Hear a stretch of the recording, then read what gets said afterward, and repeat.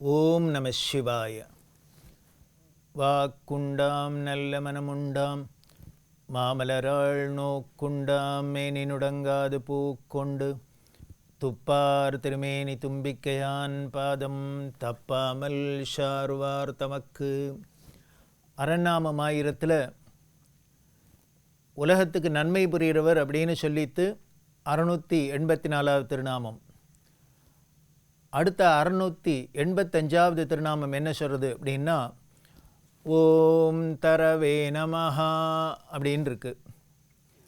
இதே திருநாமம் முன்னாலேயும் வந்திருக்கு. 42வது திருநாமம் எல்லாமும் வந்திருக்கு. இது 542 வந்திருக்கு. இதோட பொருள் என்ன அப்படின்னா பிறவி பெருங்கடலை தாண்ட வைக்கிறவர் அப்படின்னு. நிஜமாவே உலகத்துக்கு பெரிய நன்மை என்ன, மனிதனுக்கு மனித குலத்துக்கு என்ன பெரிய நன்மை அப்படின்னா மீண்டும் பிறக்காத இருக்கிறது தான்.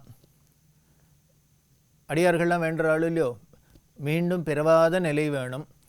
அப்படி எனக்கு அந்த நிலை இல்லாத ஏதானும் என்னோட முன்வினை பயன் இருந்துன்னா அப்படி மீண்டும் நான் பிறந்தேன் அப்படின்னா உன்னை மறவாத நிலை வேணும் அப்படின்னு தானே கேட்குறா. அதனால் இந்த பிறவி பெருங்கடலை தாண்டதுங்கிறது தான் பெரிய ஒரு விஷயம். வள்ளுவரை தானே சொல்கிறார், பிறவி பெருங்கடல் நீந்துவர் நீந்தார் இறைவனடி சேராதார் அப்படின்னு. இறைவனோட திருவடியை சேராத பக்தி பண்ணாத இந்த பிறவி பெருங்கடலை தாண்டவே முடியாதுன்னு வள்ளுவர் சொல்கிறார் இல்லையா. அதனால் அந்த பிறவி பெருங்கடலை தாண்ட வைக்கக்கூடியவர். அதனால தரவே நமஹா அப்படின்னு ஒரு தரத்துக்கு 2 தரமாக அவரோட திருநாமத்தை சொல்லப்பட்டிருக்கு. அவர் எப்படி தாண்ட வைக்கிறார் அப்படின்னா ஆச்சரியமாக அடியார்களோட வாழ்க்கை எல்லாமே தான் தெரியறது. நாயன்மார்களில் ஒருத்தர் காரைக்கால் அம்மையார் அப்படின்னு. இந்த அம்மாவோட சரித்திரத்தை எடுத்து பார்த்தோம் அப்படின்னா ரொம்பவே ஆச்சரியமாக இருக்குது. இன்னும் சொல்லப்போனால் அந்த காரைக்கால் அம்மையாருக்கு என்ன பல பெருமைகள். அதில் முக்கியமான பெருமை என்ன அப்படின்னா இறைவனே அம்மா அப்படின்னு கூப்பிட்டது. அவருக்கு அம்மா இல்லை, அப்பா இல்லை, அது சுயம்புவாக இருக்குது. அண்டச்சராச்சரமும் அம்மையப்பன் அவர்களை அம்மையப்பனாக வழிபடுறது. அப்பேற்பட்ட உலகமே அம்மையப்பராக நினைக்கக்கூடிய இந்த சிவபெருமான் யார் அம்மானு சொன்னார் அப்படின்னா காரைக்கால் அம்மையாரை சொன்னார். அதே மாதிரி சைவத்தில் 12 திருமுறை அப்படிங்கிறது ரொம்ப முக்கியமான வேதத்துக்கு சமமான ஒரு மதிச்சு வழிபடப்படுறது. அதில் அந்த 12 திருமுறையை முதல்ல நமக்கு தேவாரம் திருவாசகம் அப்படின்னு நமக்கு வருஷப்படுத்தப்பட்டிருக்கு. ஆனால் இந்த 12 திருமுறை அப்படின்னு சொல்லக்கூடியதில் வரக்கூடிய இந்த பாடல்களில் முதல்ல திருமுறையை பாடினதே யாருன்னா காரைக்கால் அம்மையார் தான்.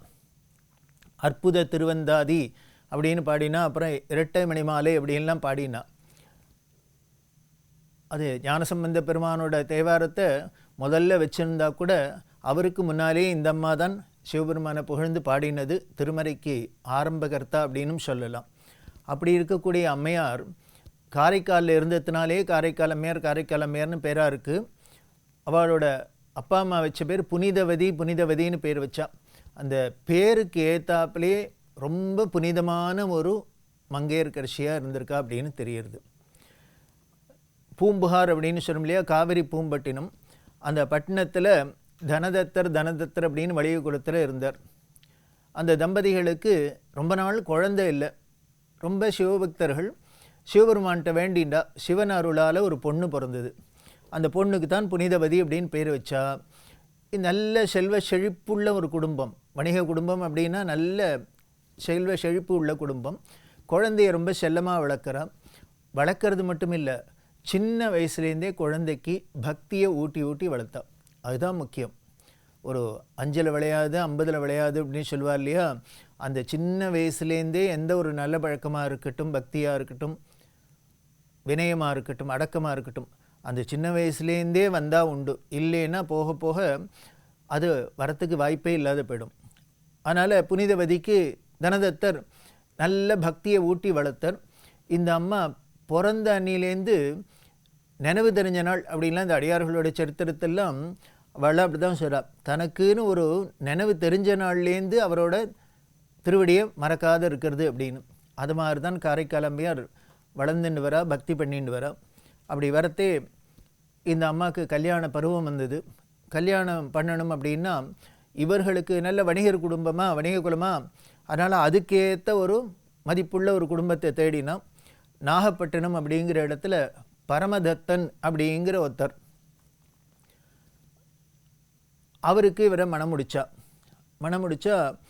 2 பேரும் இங்கே காரைக்காலிலேயே கொடுத்தனம் பண்ணிட்டுருக்கா. காரணம் என்ன அப்படின்னா, தனதத்தருக்கோ ஏராளமான செல்வம் இருக்குது, இவரோ புனிதவதியோ ஒரே பொண்ணு, அதனால் இங்கேயே இருக்கட்டுமே அப்படின்ட்டு மாப்பிள்ளைய காரைக்காலிலேயே வச்சுருந்தா. இவரும் இந்த பரமதத்தனும் வணிகர் குலமாக இருந்ததுனால அவரும் வியாபாரம்லாம் பண்ணிட்டு இருக்கார். அவனும் ரொம்ப செழிப்பாக தான் இருக்கார், நல்ல குடும்பம். அப்படி இருந்துகிட்டே இருக்கிறதே ஒரு நாளைக்கு என்னாச்சு, இந்த பரமதத்தன் கடைக்கு யாரோ ஒருத்தர் வந்தவர் 2 மாங்கனியை இவர்கிட்ட கொடுத்தார்.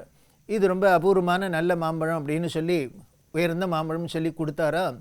அதை பரமதத்தன் என்ன பண்ணார், தன் கடையில் இந்த ஆள்கிட்ட கொடுத்து, வீட்டில் கொண்டு அம்மாட்ட கொடு, நான் சாப்பிட்றதே நான் எடுத்துக்கிறேன், இதை கொண்டு வீட்டில் கொடு அப்படின்னு. அந்த ஆள் கொண்டு வந்து நேராக காரைக்கால் அம்மையார்கிட்ட கொடுத்தார். ஐயா கடையில் யாரோ வந்து கொடுத்தாங்களாம், அதனால் அவர் சாப்பிட்றதே வந்து எடுத்துக்கிறேன்னு சொல்லியிருக்கார் அப்படின்னு. அந்த மாம்பழத்தை வாங்கி வச்சுட்டா. ஆனால் என்ன அப்படின்னா, அந்த மாம்பழத்தை கொடுத்துட்டு போனோன்னே யாரோ ஒரு வயசானவர் வீட்டுக்கு வாசலில் வந்து நிற்கிறார். வந்து ரொம்ப பசிக்கிறது, எனக்கு சாப்பிட்றதுக்கு ஏதானே இருக்குமா அப்படின்னு கேட்டார்.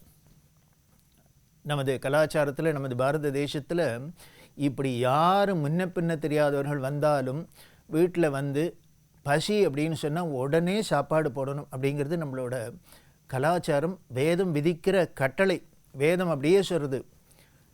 இங்கே அன்னம் பகுகுர்வீத, நிறைய சாப்பாட்டை உற்பத்தி பண்ணுங்கோ, உற்பத்தி பண்ணி எப்பொழுதும் வீட்டில் யார் வேணால் சாப்பிட வரலாம் அப்படின்னு போர்டு போட்டு வைங்கோங்கிறது. அப்படி இருக்கணும். விருந்தோம்பல், ஏன்னு அதிதி தேவோபவன்னு வேதம் சொல்கிறது. வீட்டுக்கு வர விருந்தாளி தான் கடவுள் அப்படின்னு சொல்லியிருக்கு இல்லையா, அப்பேற்பட்ட கலாச்சாரம் ஆச்சு. அதனால் காரைக்கால் அம்மையார் என்ன பண்ணால், வாங்கன்னா உள்ளே கூப்பிட்டா. ஒரு காலத்தில் அப்படி தான் இருந்திருக்கு, யார் வேணால் யார் வீட்டுக்கு போனால் போய் சாப்பாடு கிடச்சிடும் அப்படிங்கிறது ஒரு நிலைமையாக இருந்தது. அதனாலே எல்லாம் நிரம்பி சமர்த்தியாக இருந்தது. வீட்டுக்குள்ளே கூப்பிட்டா, சாப்பாடு போட்டால் அவருக்கு விருந்து. போகிறத என்ன பண்ணால், அந்த 2 மாம்பழம் வந்திருக்கா, அந்த மாம்பழத்தில் ஒன்று எடுத்து அவர் இலையில் போட்டால், அவரும் ரொம்ப நன்னா இருக்குது அப்படின்னு சாப்பிட்டு போயிட்டார். இது வந்தது யார் என்ன ஒருத்தருக்கும் தெரியாது. வந்தாரா, சாப்பிட்டு போயிட்டார். அடுத்தது சாப்பாட்டு சமயத்துக்கு கணவரான பரமதத்தன் வீட்டுக்கு வந்தார். இந்த அம்மா உபச்சாரம் பண்ணி கணவனுக்கு எல்லாம் பரிமாறத்தை கேட்டார். நான் கடையில் யாரோ மாம்பழம் கொண்டு கொடுத்தா, அது கொடுத்தேன்னு சிந்தேனே, அதில் கொண்டு வா, அதை கொண்டு போடு அப்படின்னு. உடனே இன்னொரு மாம்பழம் வந்து அதை கொண்டு வந்து இந்த அம்மா போட்டால் சாப்பிட்டா ரொம்ப நன்னா இருந்தது. இது நிஜமாகவே ரொம்பவே அருமையாக இருக்குது, 2 கொடுத்தாரு, இன்னொன்று இருந்ததுன்னா அதையும் கொண்டு வான்னு. இந்த அம்மா உள்ளே போனால், இது என்ன சோதனை, இப்படிலாம் கேட்க மாட்டார், இன்னொன்று கேட்குறார். ஆனால் சோதனையாக யாரோ ஒரு விருந்தாளி வந்து அந்த கிழவருக்கு நம்ம ஒன்று போட்டுட்டோம். இப்போது கேட்ட கணவனுக்கு இல்லைன்னு சொல்கிறதுக்கும் மனசு வரல, ஆனால் என்ன ஏதுன்னு சொல்கிறதுக்கும் மனசு வரல. அதனால் என்ன பண்ணால், சிவபெருமான்கிட்ட வேண்டிண்டா உள்ளுக்குள்ளேயே. இப்படி அவர் கேட்காத கணவர் வந்து இன்னொரு மாம்பழம் வேணும்னு கேட்குறார், ஆனால் நான் அதை ஒரு விருந்தாளிக்கு போட்டுட்டேன், எனக்கு என்ன பண்ணுறதுன்னு தெரியல, அவர்கிட்ட இல்லைன்னு சொல்கிறதுக்கு மனசு வரல, நீ தான் அருள் பண்ணணும் அப்படின்னு வேண்டினாலும் இல்லையோ, அடுத்த நிமிஷம் என்ன எடுத்து சிவபெருமான் அருளில் கையில் வந்து ஒரு மாம்பழம் வந்து விழுந்தது. எங்கேருந்து வந்து தெரில, கையில் ஒரு மாம்பழம். அப்பாடா, அது சிவன் அருளால் நம்மளை காப்பாற்றிட்டார் அப்படின்ட்டு உடனே அந்த மாம்பழத்தை கொண்டு கணவர்கிட்ட போட்டா. அதை சாப்பிட்டார் பரமதத்தன். சாப்பிட்டா இது எப்படி இருக்கும், யாரோ கொண்டு கொடுத்த மாம்பழமே பிரமாதமாக இருக்குது, இன்னொன்று கொண்டு வா அப்படின்னு சொன்னால், இது அருள்னால் கிடைச்ச அருட்கனி. அது எப்படி இருந்திருக்கும், அவ்வளவு தேவாமிர்தமாக இருந்தது. பார்த்தார், என்ன அதை விட இது ரொம்ப நன்னா இருக்கே அப்படின்ட்டு, ஏது இது அப்படின்னார். முதல்ல போட்டதுக்கும் இதுக்கும் 2ம் ஒரே மாம்பழம் மாதிரி தான் எனக்கு கொண்டு கொடுத்தா, ஆனால் அதுக்கும் இதுக்கும் நிறைய வித்தியாசம் இருக்குது, இது எங்கேருந்து கிடச்சிது எப்படி அப்படின்னு கேட்டார். இப்போது இந்த அம்மாவுக்கு கணவன்கிட்ட பொய் சொல்லக்கூடாது, அதுக்கும் மனசு வரல.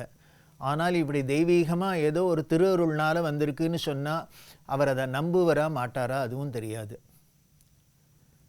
வேறு வழி இல்லை. என் மாதிரி சொன்னான். ஒரு ஆள் வந்தார், அவருக்கு நான் மாம்பழத்தை போட்டேன், அப்புறம் நீங்கள் திருப்பி கேட்டோன்னு நான் சிவபெருமான்கிட்ட வேண்டினேன், அவர் அருளால் கிடச்சிது, இது அருள் கனி அப்படின்னா. இப்போ பரமதத்தனுக்கு ஆச்சரியமாயிடுது. இது என்ன அது நம்ம வீட்டில் நம்ம சம்சாரம் என்னமோ உள்ளுக்குள்ளே போனாக்க இவ வேண்டினா இவ கையில் மாம்பழம் வரும் எம்பரம் வரும் அப்படின்னா யாருக்கு தான் பயம் வரும்? அதனால் என்ன ஆகிடுத்து, இப்போ மனைவி மேலே பயம் வந்துடுத்து இருக்கு. சரி இது சாதாரண பொம்பளை இல்லை போல இருக்குது, இதில் என்னமோ விசேஷம் இருக்குது அப்படின்னார். இவர் பார்த்தார்.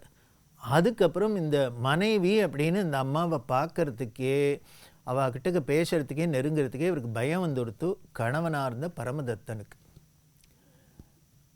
பார்த்தார், இனிமேல் இந்த அம்மாவோட நம்ம கொடுத்தனோம்னா அது நியாயமாக தெரியல, அந்த அம்மா எந்த நிலைமையிலையோ இருக்கா, நம்ம எங்கேயோ சர்வசாதாரணமாக கீழே இருக்கோம் அப்படின்ட்டு இங்கேருந்து எப்படி வெளியில் போகலாம் அப்படிங்கிறதுக்காக என்ன பண்ணார், இந்த வணிகர் குலத்துக்கே உண்டான ஒரு வழக்கப்படி நான் இனிமேல் கப்பல் எடுத்துன்னு போய் கடல் கடந்து வியாபாரம் பண்ணிட்டு வரேன் அப்படின்னு எல்லாத்தையும் சொல்லிவிட்டு, எல்லாம் ஊரில் இருக்கவெல்லாம் கேட்பாளோ இல்லையோ, மாமனார்லாம் வேறு பக்கத்து ஊரில் வீட்டிலையே இருக்கார், நான் வியாபாரத்துக்கு போகிறேன்னர். எல்லாத்தையும் கப்பலில் ஏற்றுனர். பூம்புகார்லேருந்து இவர் வணிகத்துக்கு போனார். எல்லாம் வணிகத்தெல்லாம் பண்ணிவிட்டு நிறையா பொருள்லாம் ஈட்டின்னு என்ன பண்ணார், திருப்பி காரைக்காலுக்கு வராத நேரம் மதுரைக்கு போயிட்டார். மதுரையில் போய் பாண்டிய நாட்டில் இருந்து அங்கே ஒரு பொண்ணை கல்யாணம் பண்ணிட்டு அவர்களுக்கு ஒரு குழந்தை பிறந்தது. அந்த குழந்தைக்கு என்ன பெயர் வச்சார்னார், புனிதவதின்னு தன்னோட முதல் மனைவி பெயரை வச்சார். அங்கே அப்படி நடந்துருக்கு. இது காரைக்காலில் இருந்த அம்மையாரோட குடும்பத்துக்கெல்லாம் தெரிஞ்சுது. ஏன்னா இந்த அம்மாவை இங்கே அப்படியே விட்டுட்டு அவர் பாட்டுக்கு எங்கேயோ வியாபாரம் பண்ணுறேன்னு போயிட்டு அங்கே போய் இப்படி பண்ணியிருக்காரு அப்படின்ட்டு உடனே இந்த புனிதவதியோடு அங்கே அழிச்சுன்னு போனால் காரைக்கால் அம்மையாரோட மதுரைக்கு அழிச்சுன்னு போய் நீ இவளோட தான் கொடுத்தணும்னா அப்போ சொன்னார். அப்போது எப்படி இருந்தார் அப்படின்னார், பரமதத்தன் தன்னோட மனைவின்னு கூட பார்க்காத காலில் விழுந்தாராம். இது நீ தெய்வீக ஒரு அருளில் இருக்கிற ஒரு பெண்மணி, அதனால் இனிமேல் உன்னை சாதாரண ஒரு பெண்மணியாக வச்சுன்னு கொடுத்தணும்ன்றதுக்கெல்லாம் எனக்கு அந்த தைரியம் இல்லை, அந்த சக்தியும் இல்லை. ஆனால் உன்னை எப்பொழுதும் நான் மனசில் நினச்சிட்டு வழிபட்டுருக்கேன், அதனால தான் பிறந்த குழந்தைக்கும் புனிதவதின்னு உன் பேரெல்லாம் வச்சுருக்கேன் அப்படி எல்லாம் சொன்னால் இந்த கொடுத்தனம் பண்ண முடியாதுன்ட்டு பார்த்தா. உடனே புனிதவதியான காரைக்காலம் வேணும்னா சிவபெருமான் வேண்டின்டா, என்னோட இந்த சம்சாரத்திலேருந்து என்னை காப்பாற்றுறதுக்கு இப்படி ஒரு அருள் பண்ணியிருக்கு அப்படின்னுட்டு வருத்தமே படலை. தன் கணவர் தன்னை வச்சுக்க மாட்டேங்கிற வருத்தமே பட என்ன பண்ணார், என்னோட இந்த எவ்வனம் இருந்தால் தானே இளமை இருந்தால் தானே எனக்கு ஒரு பாதுகாப்பு இல்லாத இருக்கட்டும், அதனால எனக்கு ஒரு பேய் வடிவத்தை கொடுக்கணும் அப்படின்னு சிவபெருமான்கிட்ட வேண்ட காரைக்கால் அம்மையாராக அப்படி புனிதவதியாக இருந்தவா பேய் வடிவத்தை அடைஞ்சிட்டா சிவபெருமான் அவர்களால். அதுக்கப்புறம் இந்த அம்மா கைலாயத்துக்கு போகிறதே தான், கைலாயத்தை காலால் முதிக்கப்படாதுன்னு தலையால் கையால் நடந்து போகிறதே தான் பார்வதி தேவி கேட்குறா, யார் இப்படி பேய் மாதிரி ஒன்று வருதே அப்படின்னு. அதுக்கு சிவபெருமான் சொல்ற, யாரா, எங்கள் அம்மா வரா, அம்மை வரா அப்படின்னு.